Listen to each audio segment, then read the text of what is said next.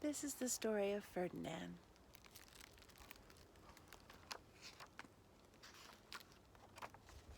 By Monroe Leaf, illustrated by Robert Lawson. First published in 1936. Once upon a time in Spain, there was a little bull, and his name was Ferdinand. All the other little bulls he lived with would run and jump and butt their heads together. But not Ferdinand. He just liked to sit quietly and smell the flowers. He had a favorite spot out in the pasture under the cork tree. It was his favorite tree, and he would sit in its shade all day and smell the flowers. Sometimes his mother, who was a cow, would worry about him. She was afraid he would be lonesome all by himself. "Why don't you run and play with the other little bulls and skip and butt your head?" she would say. But Ferdinand would shake his head. "I like it better here, where I can just sit quietly and smell the flowers." His mother saw that he was not lonesome, and because she was an understanding mother, even though she was a cow, she let him just sit there and be happy. As the years went by, Ferdinand grew and grew until he was very big and strong.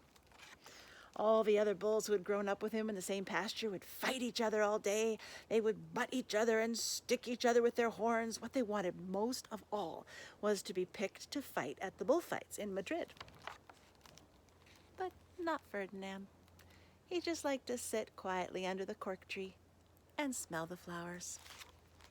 One day 5 men came in very funny hats to pick the biggest, fastest, roughest bull to fight in the bullfights in Madrid. All the other bulls ran around snorting and butting, leaping and jumping, so the men would think they were very, very strong and fierce and pick them. Ferdinand knew they wouldn't pick him, and he didn't care. So he went out to sit under his favorite cork tree.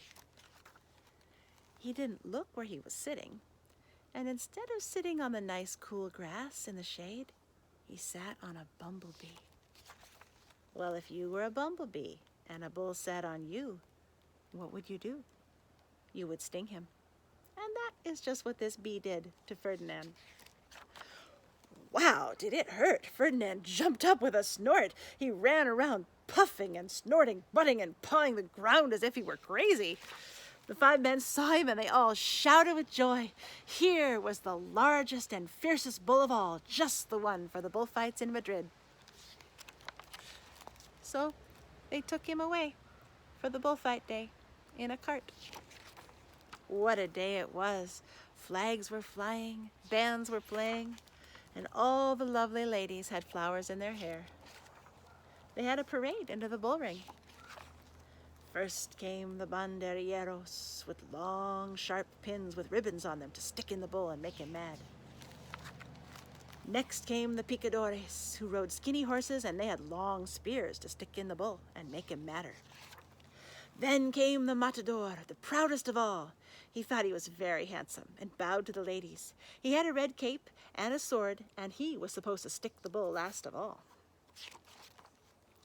And then came the bull. You know who that was, don't you? Ferdinand. They called him Ferdinand the Fierce, and all the banderilleros were afraid of him, and the picadores were afraid of him, and the matador was scared stiff. Ferdinand ran to the middle of the ring, and everyone was shouting and clapping because they thought he was going to fight and be fierce and butt and snort and stick his horns around. But not Ferdinand. When he got to the middle of the ring, he saw the flowers in all the lovely ladies' hair, and he just sat down quietly and smelled.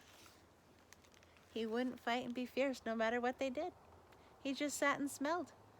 And the banderilleros were mad, and the picadores were madder, and the matador was so mad he cried because he couldn't show off with his cape and his sword. So they had to take Ferdinand home. And for all I know, he is sitting there still, under his favorite cork tree, smelling the flowers just quietly. He's very happy. The end. That's Ferdinand.